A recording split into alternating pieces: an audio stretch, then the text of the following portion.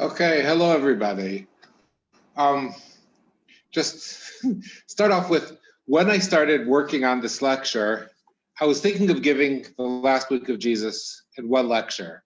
And the more I dug into it, I think the more I decided I wanted to say or wanted to share with you. So this is going to be part one of the lecture, because what we're going to do is something that I frequently do with my tourists.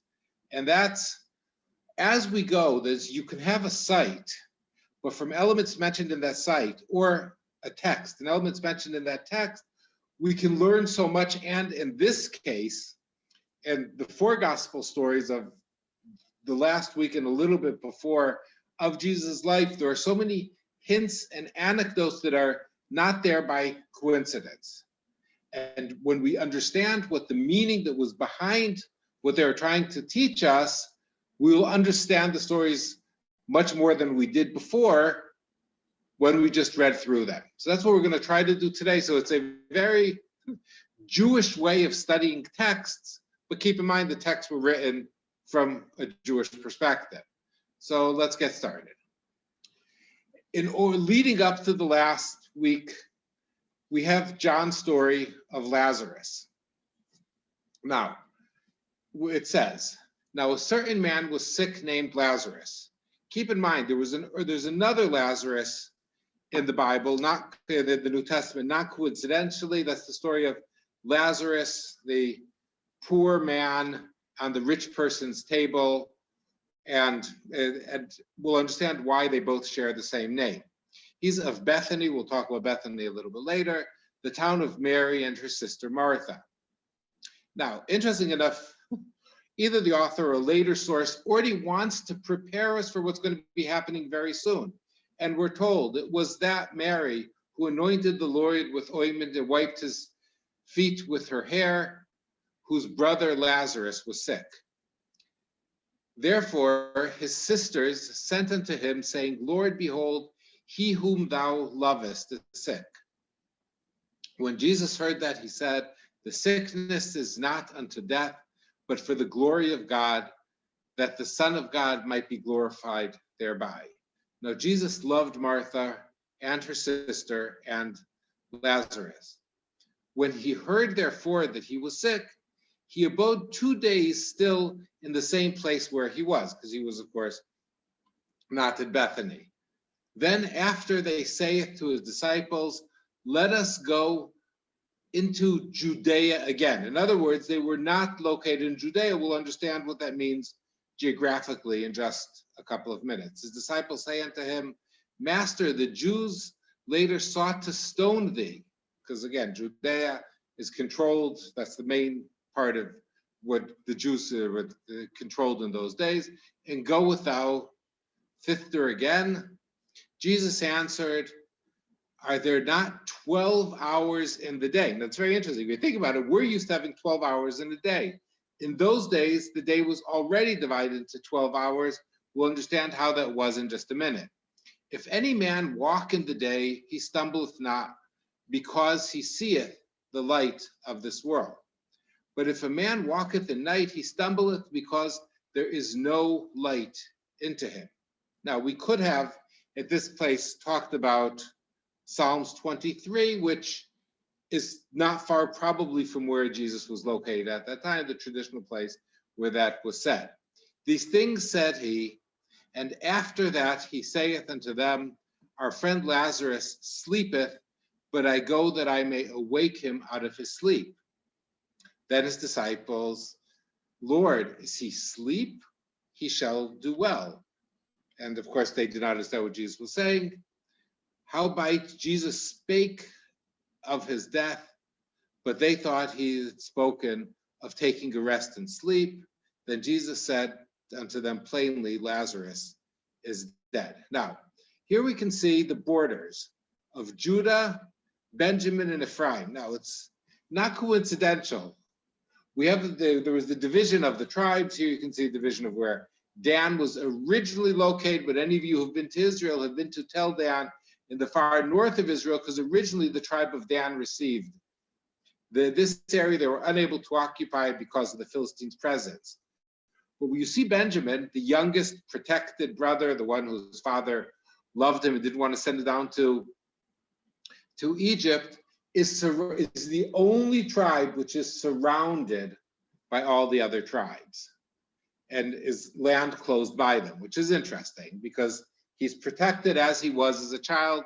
Not coincidental. You see that the area of Jerusalem and what is north of it is Benjamin, and Jerusalem to the south, right, with Jerusalem being almost like an international city, but just north and just south of that is Judah. So when you say you go back into Judah, so Jericho is under Benjamin, Bethel, and we'll talk about that a little bit later, so you can get an idea of where we're located.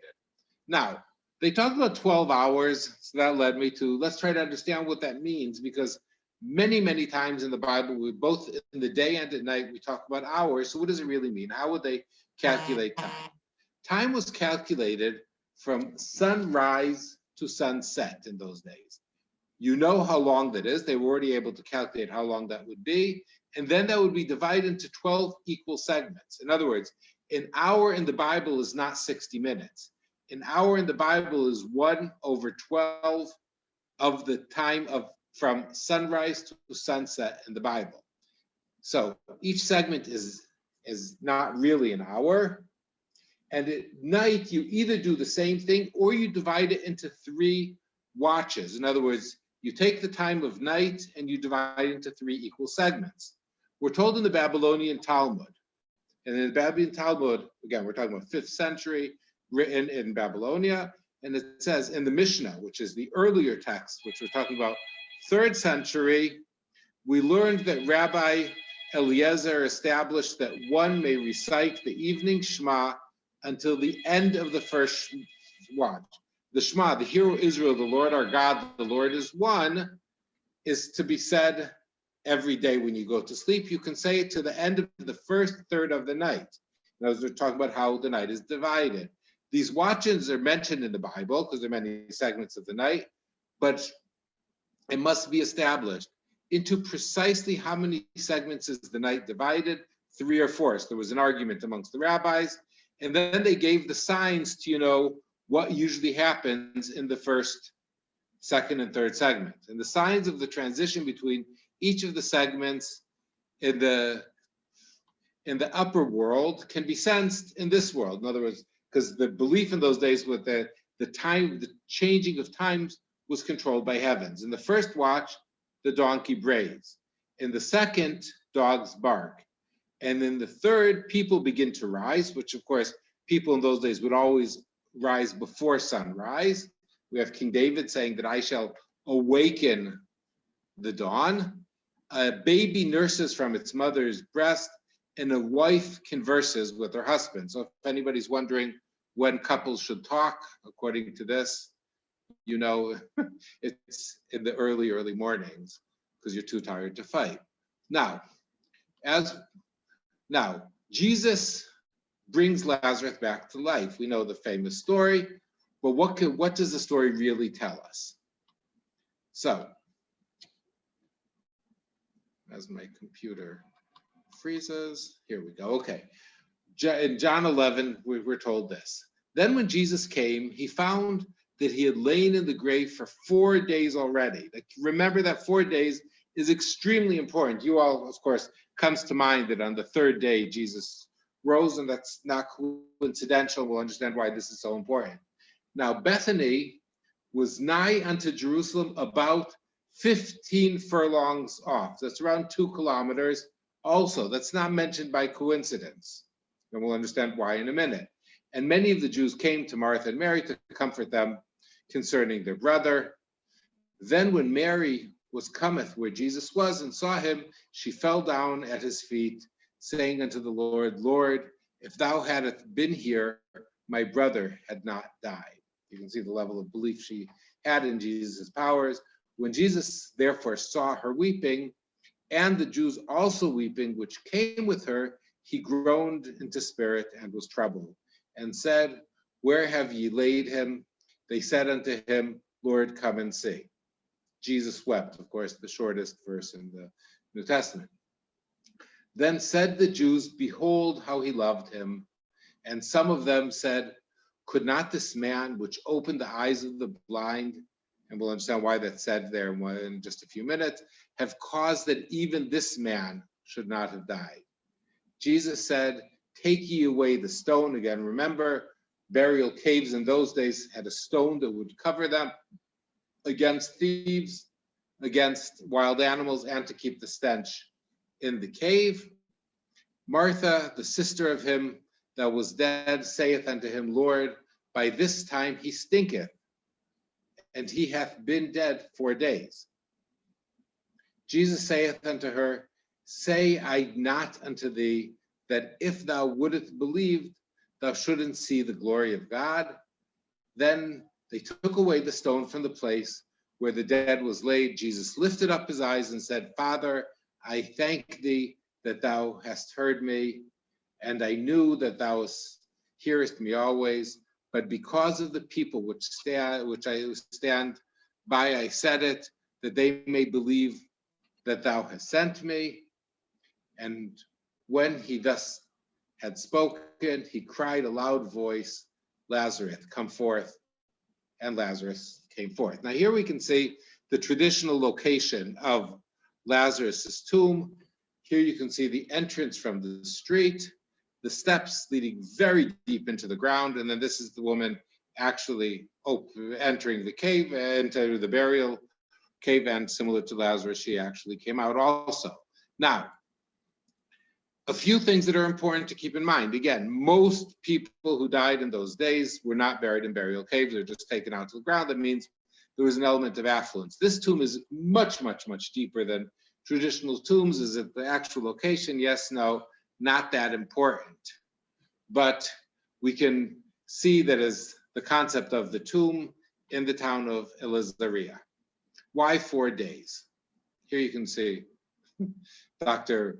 William Booth, the founder of the Salvation Army, around the around the turn of the century, standing at the entrance of what the entrance to the tomb looked like in those days. We read in it's really a bright, it's a source, I'll read the English translation. Bar Kafra observed. This is called Breshit Rabbah. This is an interpretation of the Bible, and it says, all the validity of mourning is only on the 3rd day. Until 3 days, the soul is brought to her grave. Soul in Hebrew is feminine. She thinks she is returning, as is said in Job. So what it means is 3 days after somebody's death, the soul is still in the vicinity of the body, just like we know the stories of people being buried alive, especially from lead poisoning in past. But in the Jewish tradition in those days, in the time of Jesus for sure, for 3 days after death, even though somebody was immediately buried, the soul was still around the body and could theoretically return. And then the person would have been considered not to have died. But his flesh upon, and then they quote from the book of Job, but his flesh upon him shall have pain, and his soul within him shall mourn. In other words, the soul is still in the body mourning the death of somebody. In other words, for 3 days, somebody could come back from life. And that's why Jesus, the story of Jesus rising on the 3rd day, he died, but his soul was still there. After 3 days, the story is over. And that is why the story, especially, and that Jesus specifically says that, you wait the 4 days, that shows that you have above natural powers, above earthly powers, because after 3 days, nobody could come back. And that's why the text makes a very clear point of 4 days and not 3 days. Now, from there, we're told that many of the Jews who had come to Mary had seen it, the things Jesus did, believed in him. But some of them went away to the Pharisees and told them the things Jesus did. Then the chiefs of the Pharisees gathered a council and said, what shall we do? For this man works many signs. If we let him alone, like this, everyone will believe in him, and the Romans will come and take away both our place and our nation. Now, what they're saying is a very interesting statement, which is frequently misread to my opinion. What they're saying is, if Jesus has major following, that will be seen as a revolt against the Romans. And then the Romans will take away any rights that they have, because that will be seen as challenging their authority, which Jesus actually did. We spoke about that when we gave the talk on the Lord's Prayer. And one of them, Caiaphas, we'll talk about him very soon, being high priest that year, said to them, "You know nothing at all, nor do you consider that it is expedient for us that one man should die for the people, and not the whole nation shall perish." In other words, we can give up one, and that way to prevent the Romans from slaughtering or killing all the people. Then from that day on, they plotted to put him to death. Therefore, Jesus no longer walked openly among the Jews, which is a strange statement, because keep in mind his disciples were Jews, but that's a different story, but went from there into the country near the wilderness. And remember wilderness, because we're talking about that right now. It's a very important misunderstood term, to a city called Ephraim, which we'll try to figure out where that is, and remained with his disciples. Now, keep in mind, and we're not going to get into the biblical critical element of that. The story in John and the story in the Synoptic Gospels, in Matthew, Mark, and Luke, are slightly different, and sometimes very different. Here we have Jesus spending a long time in Jerusalem. He celebrated the Feast of Hanukkah, the Feast of the Lights, which is 4 months before Passover. He celebrated that in Jerusalem, then he came back, and then he went here, while the Synoptic Gospels having Jesus coming from the Galilee to Jerusalem. Here he goes to a place called Ephraim. And the Passover of the Jews was near. So they're giving us a timeline, more or less when we were. Jesus had just been in the temple not long before that on Hanukkah. Now the Passover is near, and many went from the country up to Jerusalem before Passover to purify themselves. Now let's get a quick understanding of who Caiaphas was. Josephus tells us this: gave the high priesthood to Simon, the son of Caiaphas. This was in 26 AD. Of course, Josephus didn't write that, it's a later edition. And when he had possessed the dignity no longer that year, Joseph Caiaphas, so his name was really Joseph. Some people knew him as Joseph ben Caiaphas, was made his successor. When Gratus had done these things, he went back to Rome after he had tarried in Judea 11 years, when Pontius Pilate came as his successor. So he was appointed not by Pontius, he was by the person who came before, and then later on we're told that Vitellius also deprived Joseph, who was also called Caiaphas, from the high priesthood, and appointed Jonathan, the son of Anenus. Now again, we come across him many times. Anenus in Hebrew is Hanan, who was the high priest before, who Caiaphas was his son-in-law. He married his daughter, the former high priest, to succeed him. Ananus was the high priest before Caiaphas came, after which he took a journey back to Antioch. Now, in the Mishnah, we're told this, which is a very interesting mention, that we can get an idea of how the Jews felt about Caiaphas. And there's a discussion about red cows, and if they did not find the residue of the ashes of the 7 red cows, they performed the sprinkling from those of 6, because they would mix up the ashes of the various, or 4 or 3 or 2 or 1. And who prepared these? Moses prepared the first red cow, red heifer. Ezra prepared the second. 5 were prepared from the time of Ezra, the words of Rabbi Meir, but the sages said 7 were from the time of Ezra. It's the legalistic argument, not important. But what is important, and who prepared them? Simon the just and Yochanan the high priest prepared 2. Elohonai, the son of Hakof. Now, why is that important? Hakof, they're talking about Caiaphas. But Hakof in Hebrew means the monkey or the ape. In other words, the rabbis looked down on Caiaphas. He must have, in those days, the high priests were quite useless, and they would purchase their position, as we talked about in previous talks. But the son of Caiaphas must have become the high priest, and Hananel the Egyptians, and Ishmael the son of Piabi prepared one each. So we find in Jewish sources that Caiaphas was looked down upon or shunned or not seen as because he was known as Hakof. Now, here we see something which is quite spectacular.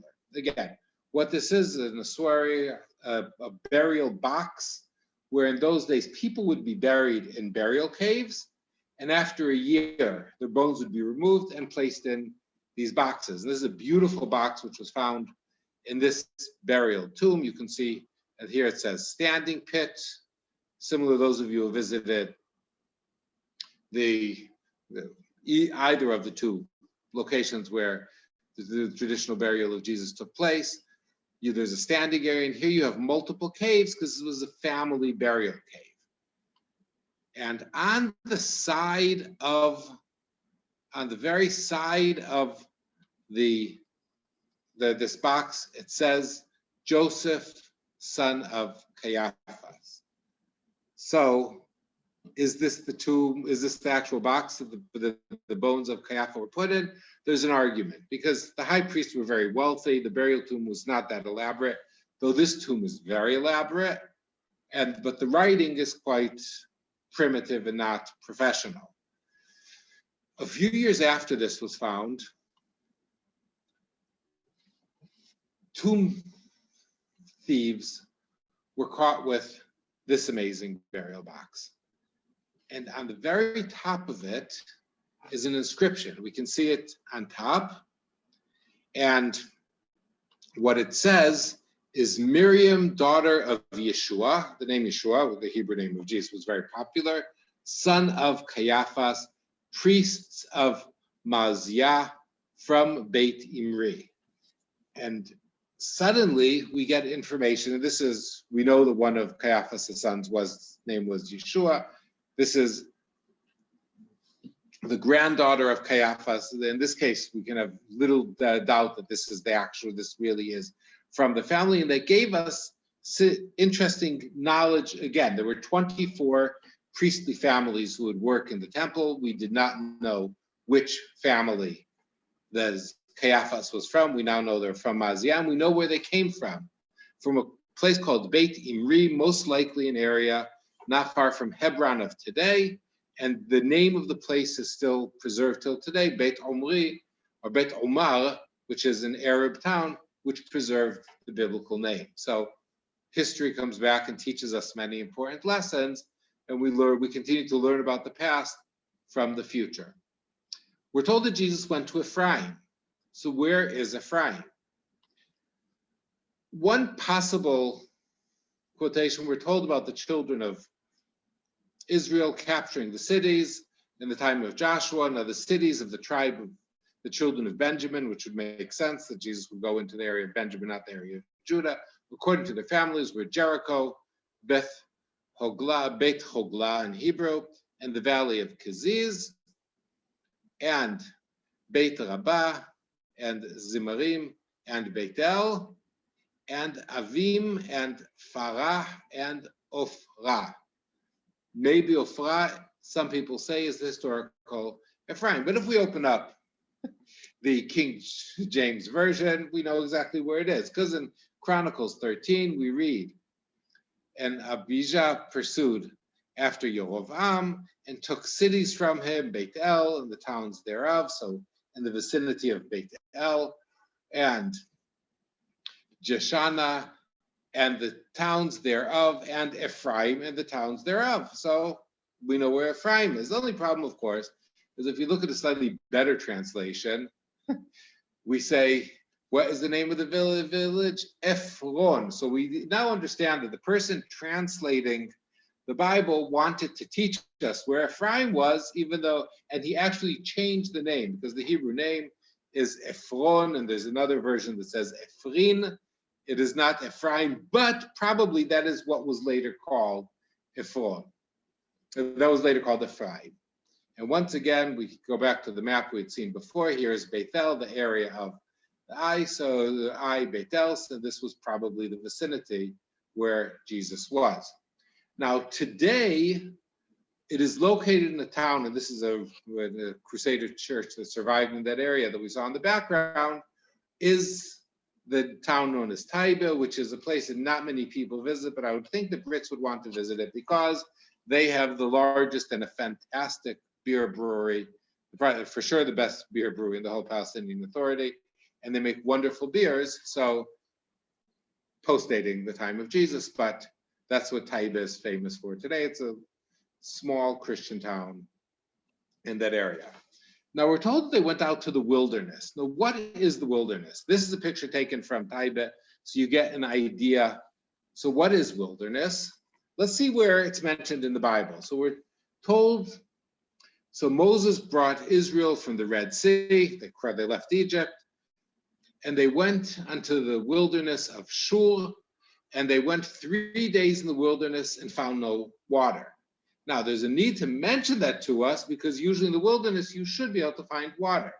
Because we're told that Moses caused Israel to set out of the Sea of Reeds. And that's very important. It's always, this is a different translation. The Red Sea is not the Red Sea. The Red Sea was never red. It is the Reed Sea. And it's called the Sea of Reeds because that area is full of reeds.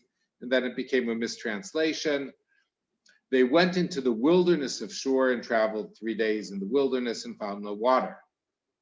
Now, the Hebrew word is midbar. Now, we're always told, and here we have the curse that's put upon the children of Israel, Uvnechem yuroim bamidbar 40 shana. Translated once again by the King James Version, and your children shall wander the wilderness 40 years and bear the whoredoms until your carcasses be wasted into the wilderness. But again, terrible translation. Let's see two other versions, because Uvnechem yu ro'im bamidbar, your children will be shepherds in the desert for 40 years. So that's the word ro'eh is the Hebrew word for shepherds. Now, if they are shepherds for 40 years, that means they're not in the desert per se, they're in the wilderness. Now, we've all grown up on the children of Israel wandering in the desert for 40 years. But the Bible specifically uses the term midbar, unlike Yeshimon or other terms that are used in the Bible, because the desert is not, the wilderness is not desert. It's an area, as you can see here, there is shrubs. There's enough water to grow something that the sheep can live on. And that's why the children of Israel told they're going to be shepherds in the desert for 40 years. That's the New International Version, the New Living Standard, and your children will be shepherds wandering in the wilderness. So, mistranslation again, because the shepherd tells us what the element of the area is. Now, what is the origin of the word in Hebrew? Midbar is very important because the word, the root, D-A-D-V-R, davar, has many meanings in Hebrew, and they all come together because they're not coincidentally. We're told in Isaiah 5:17, then shall the lambs feed after their manner. Again, terrible translation. Why? Because the Hebrew says, v'ra'u chevasim kedovram. Kedovram is, again, the same source as midbar, davar. Kedovram is in their way, they shall bend down. That's how they shall feed. They bend down to feed because another root that comes from the same source is he will subdue the people under him. Yadber amim tachtenu, under us. Yadber is to defeat. Till today, somebody who works with pesticide is a madbir because he kills off the insects. He will defeat because as the sheep bends down to eat, so enemies are defeated. And it's an Ogaric, it's from a different Semitic language originally. And that's the desert is a place for sheep. So the wilderness is the place for sheep. It's not the desert. And here you can actually see the concept. You take them, you can see the shrub with this. And here's an older picture from the same area. It's not desert, it's wilderness. And the additional word that comes from midbar is medaber, is to speak. The word speak and desert comes from the same root. As you remember the story of Balak and Bilam, Bilam turns to the desert and he speaks. So speaking in the desert, receiving power and the element of word together with the place of sheep and defeat all come from the same root. So we know that Jesus went into the wilderness. He was not in the desert. He was in the wilderness, a place where there is water. Now we get to the element of the two stories that need to come together. The Synoptic Gospels tell us the story of Jesus and his disciples leaving Capernaum. First place they meet in Matthew 19 and Luke. The Samaritans do not receive Jesus. Jesus heals a Samaritan. They continue. They cross the river Jordan into Transjordan because that's an easier area to walk down. In the area of Perea, interestingly enough, that's the area where the followers of Jesus during the Jewish revolt in the year 66 to 70 all escaped to and moved to that area to find refuge from the Roman revolt. So they crossed over because it's an easier path. Then they crossed back more or less in the location of where the baptism took place. They entered Jericho. In Jericho, we know the stories of the healing of the blind and the meeting with Zacchaeus. And then they head up to Jerusalem and they stop. And according to John, Jesus arrives and spends the Sabbath with Lazarus. Now, how do we know he spent the Sabbath day? That we get back to us being told the distance between Bethany and Jerusalem. Why did they make a point to tell us that it was 2 kilometers away? We'll see that in just a couple of minutes. Here we can just get an idea. You can see the Syrian-African Rift, the Jordan Valley, from Jericho, which is 1,200 feet below sea level. Jesus heads up in the only pathway that takes you from that area. There's only one way you can walk up. There's only one valley you can walk up and get to the outskirts of Jerusalem. And so he climbs, and then you need to climb almost 4,000 feet to get to the top. And Jesus returns to Bethany, once again, picture from way, way over. And in John 12, we're told, then Jesus, 6 days before Passover, we'll talk about that in our next lecture. What is 6 days before Passover? What's the connection between John's Passover and the Synoptic Gospels Passover? Very important. There's a need to give us a date, but we'll talk about that in a future lecture. Came to Bethany where Lazarus was, which had been dead, whom he had raised from the dead. Because they make a point to let us know it's the same Lazarus. Lazarus is a very popular name. There, they made him supper, most likely the Friday evening supper. Martha served, but Lazarus was one of them that sat at the table with him. They took Mary a pound of ointment of spikenard. We'll talk about spikenard in a minute. Very costly, and anointed the feet of Jesus and wiped his feet with her hair. Again, as you remember in chapter 11, there was the prelude to that. They gave us, remember, that's the same Mary that we're talking about, and the house was filled with an odor of ointment. Now again, a pound of ointment we'll know how much it's worth. And saith one of his disciples, Judas Iscariot, Simon's son, which should betray him. Now, only the book of John tells, once again, the story is already preparing us for future developments. Why was not this ointment sold for 300 pence? Again, pence, terrible translation. To the best of my knowledge, there were no pence in the time of Jesus. And of course, the picture of nobody from the royal family was on it. There were 300 denarii. Now, a denarii was a day's payment. So we're talking about a year's salary. That's what it was worth. So why wasn't this sold and given to the poor?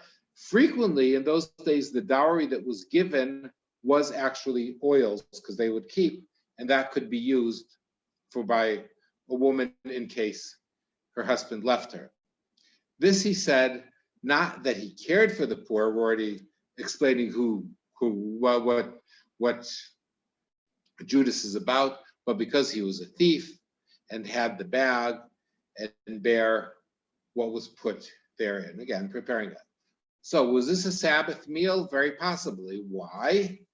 If we turn to the book of Acts, we read, then the apostles returned to Jerusalem from the hill called Mount of Olives. We'll talk about Mount of Olives very soon. A Sabbath day's walk from the city. So Luke in the book of Acts tells us that the Mount of Olives, which is under a kilometer away, is a Sabbath's walk. That is the distance you're allowed to leave a city on the Sabbath. If we're told that Bethany is 2 kilometers out of Jerusalem, then we know that Jesus could, because the logical thing is you're in Jerusalem for the Sabbath, you'll go to the temple. Different things, but to partake in the special celebrations of the Sabbath. But because we're told that Bethany was 2 kilometers away, that's why Jesus did not leave the village. And that's also why we have no account of anything that took place, even though the next day we're getting into the last week of Jesus' life. So she took out spikenard. Why is there a need to tell us that she used spikenard? Now that's a logical question, but usually just fine. So it had just happened to have been there, but it didn't. Spikenard is mentioned in the Song of Solomon 3 times. We'll quote 2 of them. While the king sitteth at his table, my spikenard sendeth forth the smell thereof. Somebody who's very expensive, in Hebrew it's called nerd.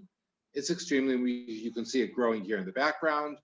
Because of the savor of thy good ointments, thy name is as ointment poured forth. Therefore do the virgins love thee.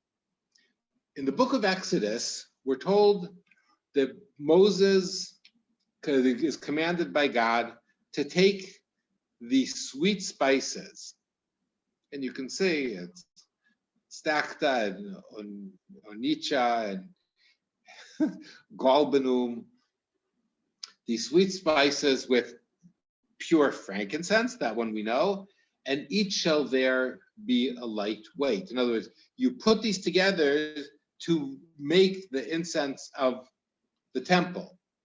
In the Babylonian Talmud, we're told of what was used in the temple in the time of Jesus. The sages taught in the Braita. Braita is a parallel writing to the Mishnah, so we're talking in the 3rd century. How is the blending of the incense performed?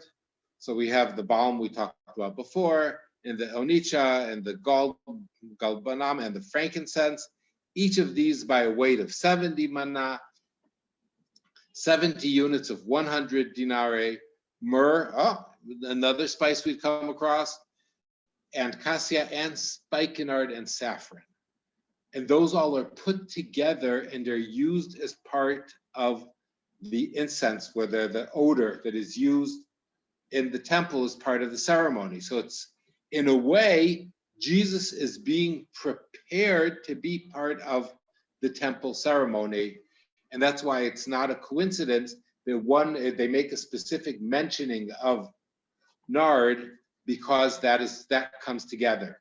Because there were more expensive spices in those days.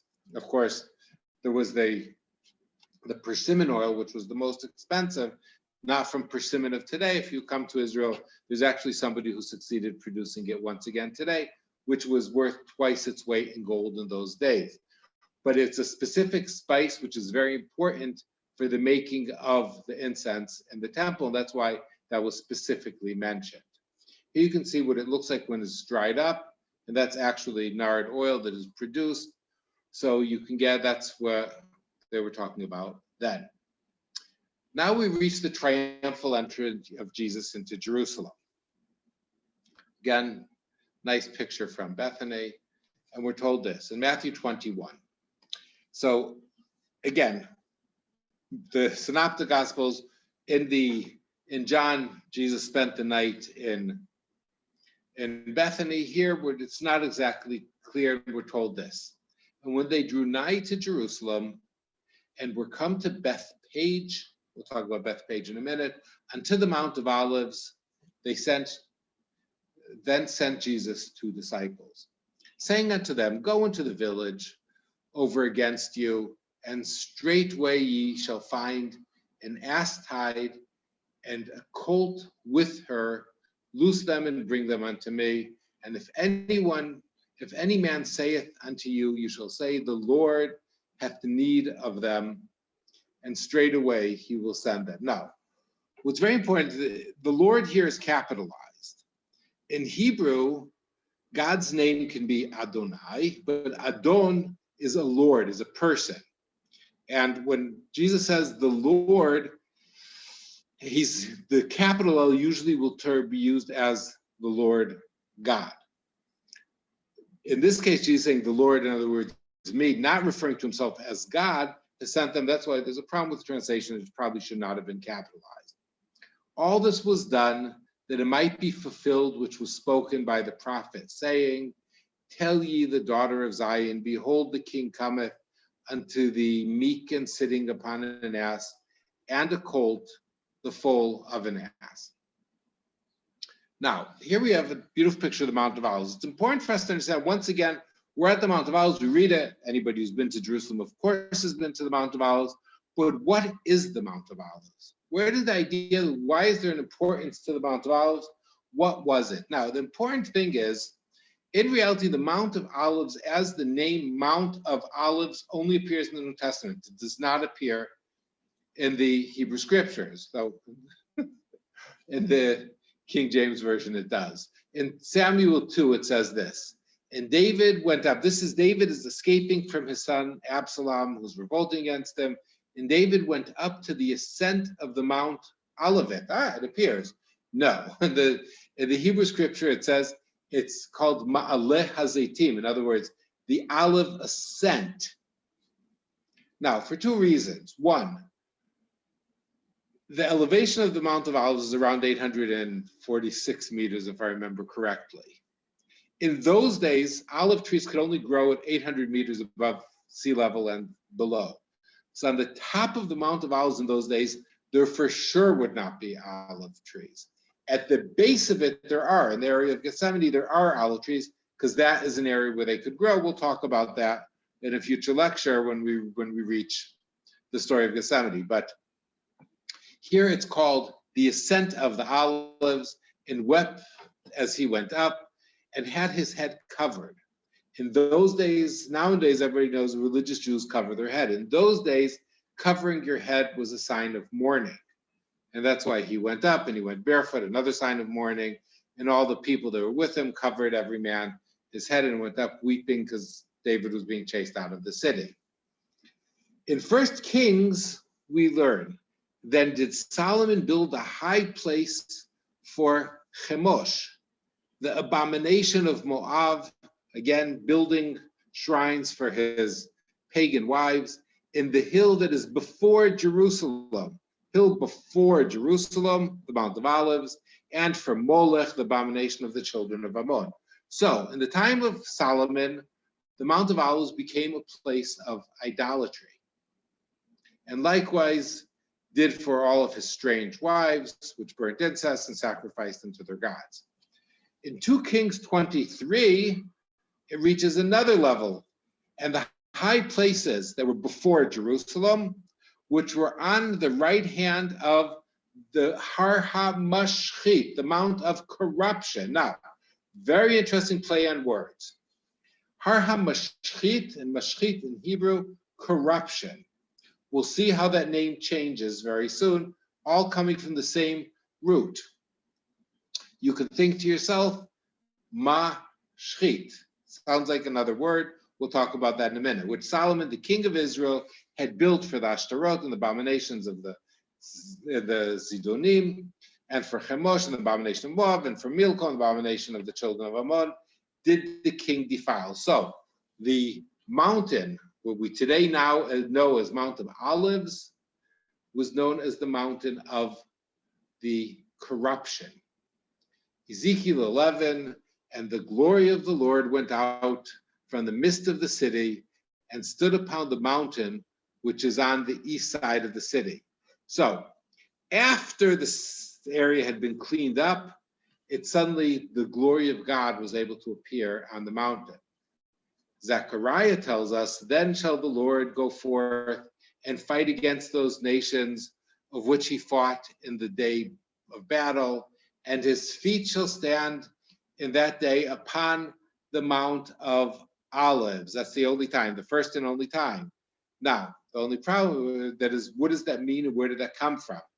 Which is before Jerusalem on the east, and the Mount of Olives shall cleave in the midst thereof towards east and towards west, and they shall be a very great valley, and half the mountain shall move towards the north, and half the mountain shall move towards the south. So we have the end of days, in a way, prophecy, talking about the soul time, we come across the Mount of Olives. In a later source, we get the actual name that was used in those days. We're talking about the Mishnah, Parah, talking about the use of the red heifer once again, because they made a ramp from the Temple Mount to the Mount, and it's translated Mount of Olives, but in Hebrew, it's called Har HaMishcha. Now, Mashchit, Mishcha, same source. What is Mishcha? Mishcha is anointing. That's where the term Messiah comes from. In Hebrew, Mashiach, somebody who's been anointed. So the temple, the mountain went from Har HaMashchit, the mountain of corruption, to Har HaMishcha, where high priests and kings would be anointed. And you can understand why there's the connection to Jesus, why the New Testament makes a point of bringing the Mount of Olives into here, because this is the location where where kings and priests are anointed and made messiahs. Messiah means somebody who has been anointed. Same thing with Christ, somebody who was anointed. Be constructed of arches. So there was actually a bridge going across from the temple up here to here. Why? Constructed of arches, above arches, each arch placed directly above each foundation as the protection against the grave in the depths, because in those days already Jews would bury in areas where their bodies make you impure, whereby the priest who was to burn the cow itself, and all who aided it in its preparation went forth to the Mount of Olives. So the Mount of Olives was the place that the red heifer was taken, and remember, red heifer purifies you. So once again, the direct connection to the text, not a coincidence. Now, they go to, but this takes place in Bethphage, in Hebrew, Beit Pagi or Beit Pagai.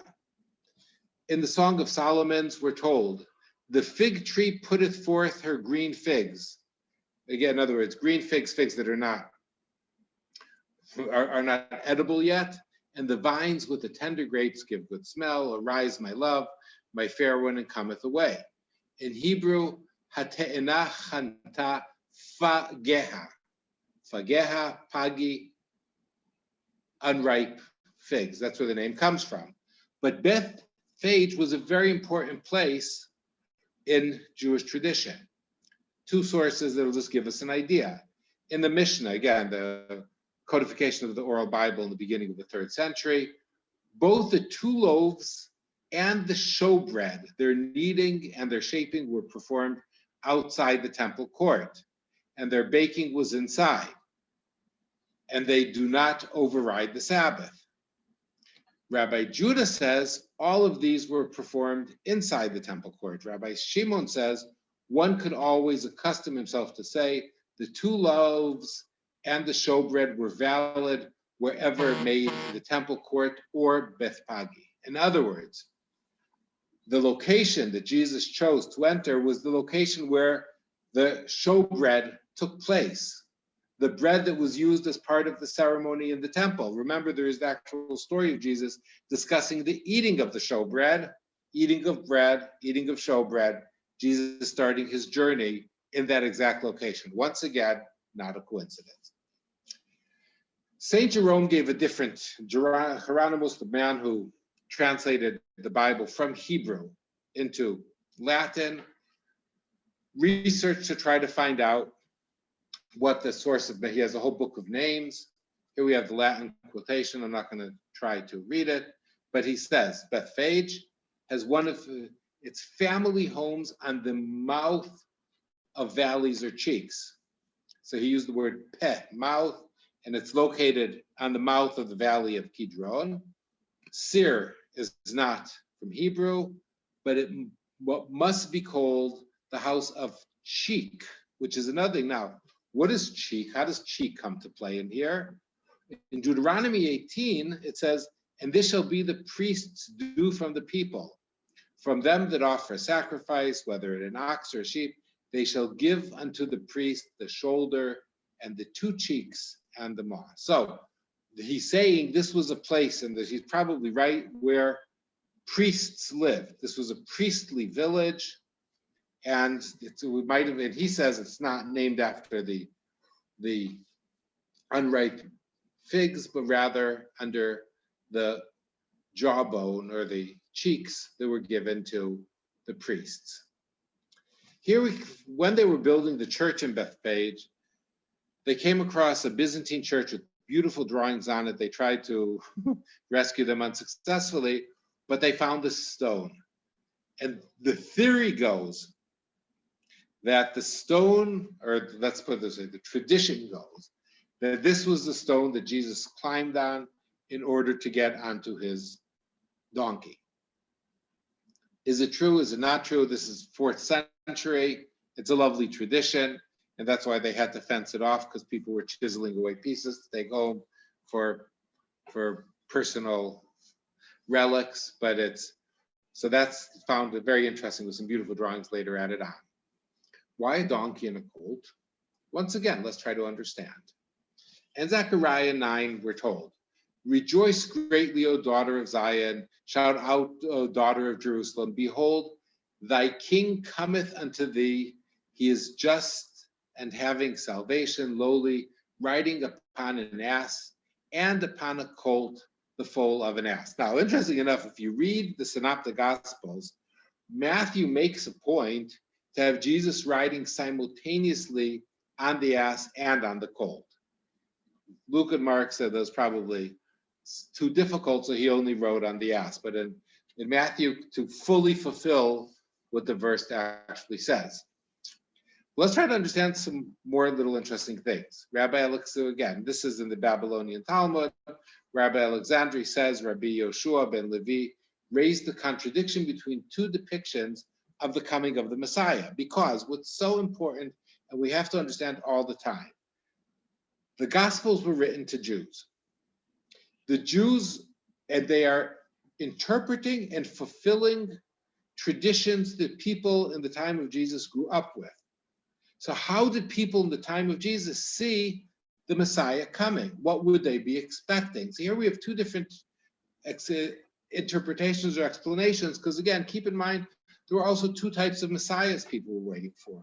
One was the military Messiah who would bring a victory and free them from the Romans through a great war. That's why 70 years later, or after let's say 100 years after Jesus' life, Bar Kokhba, and leading the revolt, was seen as a Messiah, leading a military battle, and others were looking for the spiritual Messiah, and that was what Jesus tried to fill. It is written, there came with clouds of heaven one like unto a son of man. Again, immediately we hear son of man, we know it's coming from Daniel. And there was given his dominion and glory and kingdom. His dominion is everlasting dominion. So what did the Messiah come in on? He came on a cloud. And it is written, behold, your king will come to you. He is just and victorious, lowly and riding upon a donkey and upon a colt. So, which is our tradition? Rabbi Alexandri explains, if the Jewish people merit redemption, in other words, if they earn the redemption, the Messiah will come miraculous manner within the clouds of heaven. If they don't merit redemption, the Messiah will come riding a donkey. This might be a message Jesus is trying to give, that here I am, your Messiah, but you don't deserve me coming in on a cloud. Interesting enough, many times Jesus is later depicted being on clouds. A very interesting source later on tells us this story. King Shapur of Persia said to Shmuel, one of the great Jewish sages, mockingly, you say that the Messiah will come on a donkey? So you can see how prevalent that was in the Jewish tradition. I will send you riding Barca. Now, we're not going to get into this. El Burek, same source, was Muhammad's miraculous horse. So that means a phenomenal horse. That I have this, of course, way before Islam. Shmuel said, do you have a horse with 1,000 colors? Balchivar Gavane in Aramaic, with 1,000, with many, with it has many colors, like the donkey of the Messiah. Certainly his donkey will be miraculous. So the challenge is it's not just any donkey. There's even a Jewish tradition that, let's say, the donkey of Bil'am was created with the creation of the world. And some took that farther and said that will be the donkey that will later on lead the Messiah into the city. Now, as we continue with John the chapter 12, and it says, all this was done that it might be fulfilled which was spoken by the prophet, saying, tell ye the daughter of Zion, behold, thy king cometh unto thee meek and sitting upon an ass, and a colt that full of an ass.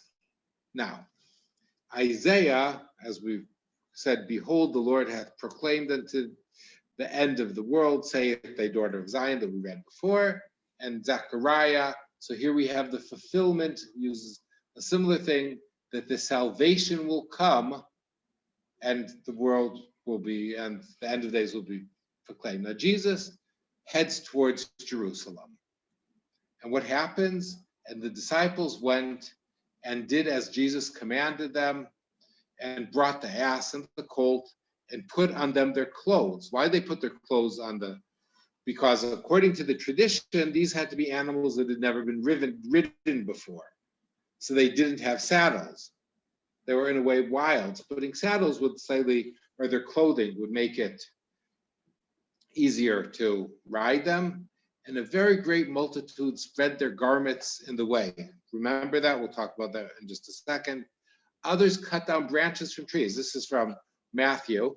Sorry, all these are from Matthew, not from John. From the trees and strawed them in the way. We'll understand that in a second also. And the multitudes that went before him and followed cried, saying, Hosanna, the son of David, blessed is the coming in the name of the Lord, of course, from Psalms 118, Baruch haba b'shem Hashem, Hosanna in the highest. Now, branches and laying clothes, or cloths, really. In John 12:12 is the only place that it says, on the next day, much people there, telling the same story, were cometh to the feast when they heard that Jesus was coming to Jerusalem, took branches of palm trees. This is the only, again, in the Synoptic Gospels, they say they just cut down branches.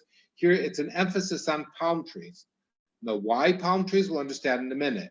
And went forth to meet him, cried, Hosanna, blessed the King of Israel that cometh in the name of the Lord. Here you can see the celebration of Sukkot, of the celebration of booths that every person is commanded from the Bible, as we will see right now, to take one of those. In Leviticus 23, we're told, and ye shall take you on the first day the boughs of goodly trees and branches of palm trees and boughs of thick trees and willow brook, and ye shall rejoice before the Lord your God. So the commandment in the celebration of the booths is you take those branches. What about the garments? When King Yehu, known as Jehu in English, were told, then they hastened and took every man his garment and put it down on top of the stairs and blew with trumpets, saying, Jehu is king. So the message that they're telling us is not that they're just laying down their clothes. It's a declaration. The New Testament is saying, here is a declaration of the people that Jesus is the king. But much more than that, we see in the book of Maccabees.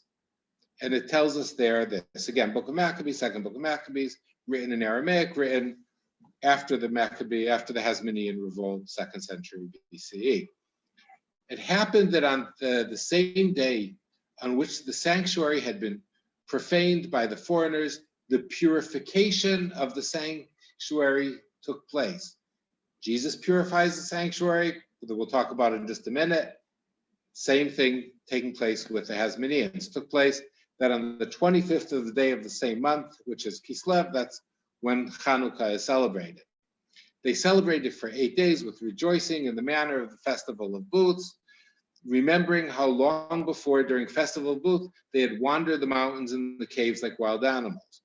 Therefore, carrying ivy-wreathed wands and beautiful branches, the palm branches, and also fronds of palm, they offered hymns, blessed be, of thanksgiving, Baruch haba, that we just read, welcome in the name of God, and thanksgivings to him, and giveth success to the purifying of his holy place. They decreed by public etiquette, ratifying by vote, that the whole nation of the Jews should observe these days every year. So the branches were an element of celebration, but leading up to the purification of the temple. So you have the Jesus coming in is seen, and people will find that parallel. And what are they saying? They're saying Hosanna. In Hebrew, they're saying Hoshana. Hosha means help, or really redeem in a way. Help us. Hoshana, interesting enough, Yeshua, Jesus' name, comes from the same root as Hosha. Yeshua is Hebrew over here. Hosha, give us help, give us redemption. There's a joke that's always told that Jews who would come over from Europe in the 20th century spoke biblical Hebrew and not modern Hebrew. So when one of them fell into the pool and was trying to ask to be saved, he would yell out, Hoshana, Hoshana, which nobody understood. They might have thought he was praying, because in modern day Hebrew, you'd say Hatzilu, not Hoshana, and of course, he wasn't saved. In Psalms 18, we read, of course, blessed be thee who cometh in the name of the Lord.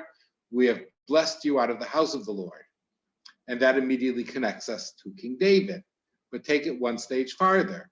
In Samuel 14, and when a woman from Tekoa spake to the king, she fell on her face on the ground and what did she say? Help, O king, or in Hebrew, Hoshia HaMelech. In other words, the turning to Hoshana is a way you would turn to a king. So that when people say Hosanna or Hoshana, that's linking them directly to King David. And now we reach the story which is known as the cleansing of the temple. It's a problematic term. That's why I prefer using the more neutral term, the temple incident. You can see the tables, of course, nothing like it would have actually looked, but that's a different story. And Jesus went into the temple and cast out all of them that sold and bought in the temple, and overthrew the tables of the money changers and the seats of them that sold doves. Why were they selling doves? They're selling doves because doves were one of the elements that were used for certain types of sacrifices. A woman, after she gave birth, would sacrifice 2 doves. Now, here you can see where this would have taken place. This would have taken place in the Gentile court, which was here and here, but most likely it would be in this area, because almost anybody who'd come up to the temple would come up from this area. Here you can actually see the gate, which is known as the gate of Shushan, which was the gate where the scapegoat would be taken out. Some people say this is where Jesus entered the temple from. We can say beyond doubt that is not true. But this would be the area, the court of the Gentiles. You can see it once again, as we'd see it today. It would be in this area most likely. From here all the way over here, even in this area, you would have the place where the Sanhedrin, the high court, would sit. There was a synagogue there. There was a royal protocol also, but that's the area it would be taking place in. You can see the wonderful picture, which is maybe the fulfillment of the verse, for my house will be a house of prayer to all nations, and we'll deal with it in 1 second. Let's see how the Jewish tradition dealt with those people that were selling on the temple. And we're told in the Mishnah, in the tractate of Kritut, it says this: it once happened in Jerusalem that the price of a pair of doves rose to a golden dinar, which is crazy. And Rabbi Shimon ben Gamliel said, by this sanctuary, I shall not go to sleep tonight before the cost but a silver dinar. And he started a whole strike. In other words, the rabbis were also, the element of the of the corruption of the people selling and the money changers there. Now, what Jesus, to my opinion, was attacking was not that the sales were taking place, even though before that, interesting enough, the sales would have taken place, and some say even in those days, the animals would be in Bethphage, and the doves and the money changers would be there, even though there were probably animals being sold also. Why was there a need for this? There was a need for money changers because Jews would come from all over the world. And every Jew was commanded to give a shekel to the temple. And only what was known as the entire half shekel was acceptable. So you needed money changers. Money changers were needed. The problem was their dishonesty and taking advantage and turning a religious element into an impure, corrupt element. And that's why they attacked them. Another Mishnah, in Mishnah Shkalim, it says on the 15th of Adar, which is just the day that the celebration of Purim would take place, this is already preparing for Passover. They would set up tables of money changers. Just interesting enough, in Aramaic, the term for a money changer is a shulchanai. That's the Aramaic term. Shulchanai, somebody who has a table and that he changes the money on. Interesting enough, in ancient Latin languages, it would be known as named after the special stool they would sit on, which was called the banco, which is where the term bank comes from. But that's just a side little anecdote. They would set up the tables of the money changers in the provinces. On the 25th, so we're talking about 20 days before Passover, they set them up in the temple. When the tables were set up in the temple, they began to exact pledges from those who had not paid. In other words, your word was good enough.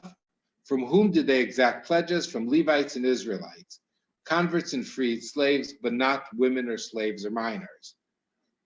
Interesting enough, for the reason for that is because in those days, Judaism was all religions were not exactly egalitarian, and women, slaves, and minors their word could not be taken. Any minor on whose behalf his father had taken a shekel may not discontinue it. But there did not pledges from the priests because of the ways of peace, so there wouldn't be a conflict with the priests. Well, we know here we have an actual documentation that for Passover, money changers would establish themselves within the temple walls. Isaiah talks about the house of prayer. Even them will I bring to my holy mountain and make them joyful in my house of prayer. Their burnt offerings and sacrifices shall be accepted unto mine altar. For mine house shall be called the house of prayer for all people. That's, again, the King James Version. It really means all nations. When we go back to 2nd Maccabees, we once again see a link to the story with Jesus. Falling upon the steps before the altar, they implored him to be gracious to them and to be an enemy to their enemies and an adversary to their adversaries, as the law declares. And as we see in Jeremiah, we see the second side that Jesus calls them a den of robbers. It is the house which called by my name became a den of robbers in your eyes. Behold, even I have seen it, saith the Lord. So we see the sources Jesus is relying on and basing what he actually was saying. And then we have Jesus healing the blind and the lame, why does this suddenly appear? Is there a reason for it? Of course there's a reason for it. Let's try to figure out what it was. And the blind and the lame came to him at the temple and he healed them. Why is there a need to mention that Jesus is healing blind and lame in the temple? He was doing it all the time.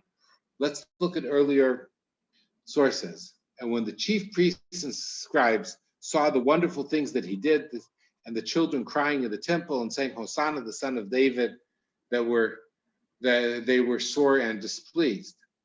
In 2 Samuel, when David is laying siege on the city, the king of Jebus looks at David and says, the king and his men marched to Jerusalem against the Jebusites, and inhabitants of the land who said to David, you will not come in here. Even the blind and lame will turn you back. In other words, we'll take the blind and the lame, and they will protect the towers, And even with them protecting the towers, you won't be able to capture the city, thinking David cannot come in here. Then we skip a little bit forward. David had said on that day, whoever would strike down the Jebusites, let him get into the water shaft to attack the lame and the blind, those whom David hates. Therefore it is said, the blind and the lame shall not come into the house of God. Now, why would David hate the blind and the lame? Most likely in those days, the tradition was that they had been cursed by God. So if God disliked them because he made them blind and lame, you should also hate them. David captured the city from the blind and the lame. And the message here is David is giving the city to the blind and the lame. David rejects the blind and the lame.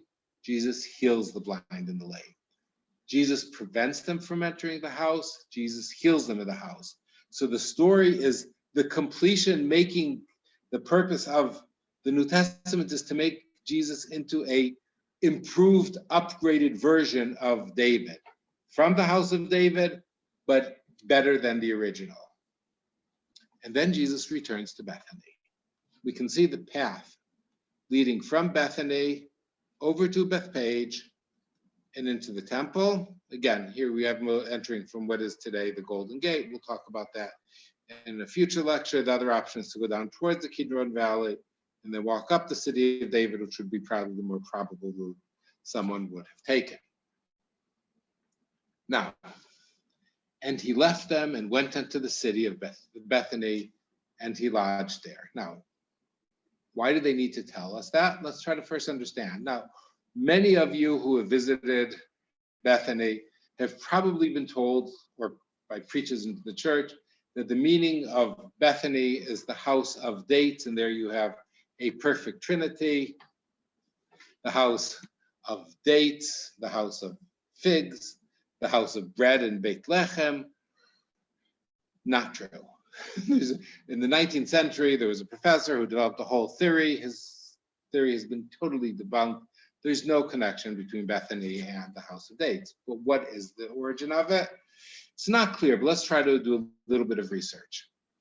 When the children of Israel come back into the area of the tribe of Benjamin, we're talking about this being on the border of the area of Benjamin, the children of also of Benjamin from Geva dwelt into Michmash, into Ayah and Bethel and their villages, and Antoanatot and Nob and Ananiah.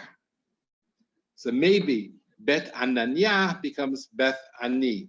Ani, somebody who's poor. Maybe Beit Hananiah, Ananias the high priest. The translation frequently appears as Bethini. Bethini, Bethany, we don't really know.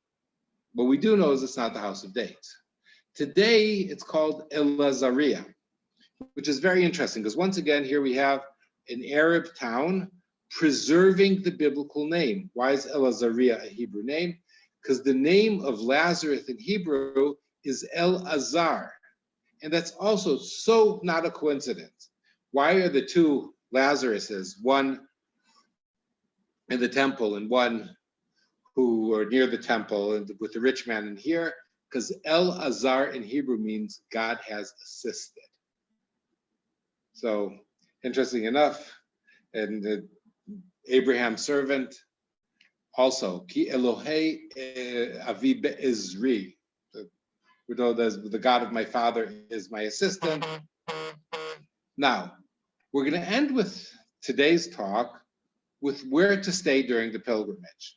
Jesus stayed in Bethany, which is documented is where many, many pilgrims stayed. Because keep it again, Josephus talks about 2 million pilgrims coming up to Jerusalem. And it's funny, a friend of mine asked me yesterday, because he talks about 200,000 sheep being slaughtered on the Passover in the year 65. And is it true? Josephus was an historian, he was not a mathematician. His numbers were off. But massive numbers of people would come up to Jerusalem. So Josephus tells us, upon the approach of the Feast of Unleavened Breads, the people came about him no fewer in number than 3 millions. Sorry, I was wrong, not 3 million. 3 millions, and later on, I'm not quoting the exact source, but he talks about them staying in places like Bethphage and Lazarus, because of course Jerusalem could not host everybody, but, and we'll talk about this in 2 talks from now, about how, but the Paschal lamb had to be eaten within the city. Now, what was known as the miracles of the temple, with everybody coming up, 10 miracles took place. This is the teaching of the fathers, Pirkei Avot. What were the miracles that took place connected to the temple? 10 wonders were wrought for our ancestors in the temple. No woman miscarried from the odor and the sacred flesh. Now, it's an interesting comment that's made there, because we don't picture the stench. Think of not 200,000 animals, 50,000 sheep being slaughtered, the blood, the animals, the burning, the massive number of people. And streets in those days, again, we talked about it last week, about Nero having the story of a dog bringing him a human hand to his table. The stench was horrible. So what was the other miracles? The sacred flesh never became putrid, it never rotted. No fly was ever seen in the slaughterhouse, and that's truly a miracle. Now, one interesting thing is the water systems leading up to Jerusalem were built not first and foremost, but one of the main purposes was to have an amazing flow of water there would always take place. No omission occurred the high priest on the Day of Atonement, because that way it would make him impure, so the high priest was always pure to be able to keep the ceremonies going. The rains did not extinguish the fire in the wood pile, so the altar was always functioning. The wind did not prevail against the columns of smoke that would prevent the ceremonies from taking place. No defect was found in the omer, or the 2 loaves, or the showbread. In other words, the bread was always perfect and could be used for sacrificial reasons. As somebody who likes to bake, I can say that I would not have passed that test. The people stood pressed together, yet bowed down and had room enough. Anybody who's ever seen, because when the high priest would say God's name on the Day of Atonement, everybody would bend, would bow down, and even everybody was so crowded, everybody could bow down. If any of you ever see there's the last Friday of the Ramadan with the 250,000 people going up to Temple Mount, you can see how amazing that must have looked. Never did a serpent or a scorpion harm anybody in Jerusalem. And the one that talks about what we've been talking about, and no man said to his fellow, the place is too congested for me to lodge overnight in Jerusalem. So Jesus, in the first section that we're talking about, we've covered just Palm Sunday. We've covered just the first day of the last 7 days of Jesus' life. But what I wanted to try to accomplish today was to read into the text to understand many additional little anecdotes that beyond doubt the text is trying to tell us, and is taking it for granted for many of the people that would be reading that, or Jesus was trying to tell the people that would hear that, would understand the additional messages, the messages of the kingship and the connection to King David, the message of celebration and cleansing even before you reach there. Those are elements that are written into the text that if we don't, but again, today, 1 for linguistic problems and 2 for knowledge problems, we don't fully understand the depth of what they were trying to tell us. And for that reason, this will be continued, where we continue next week. We will try to cover the next 4 days leading up to Good Friday, and then the last one deal with the Last Supper and the Via Dolorosa leading up to the crucifixion, which has so much materials to deal with that we could really write a thesis on that rather than just. And here we see a beautiful picture of the Mount of Olives from the angle we usually don't see it. So this is a picture of the area taken from the southeast. So we'll conclude with that. And if anybody has any questions, comments, anecdotes, I'll be more than happy to try to answer.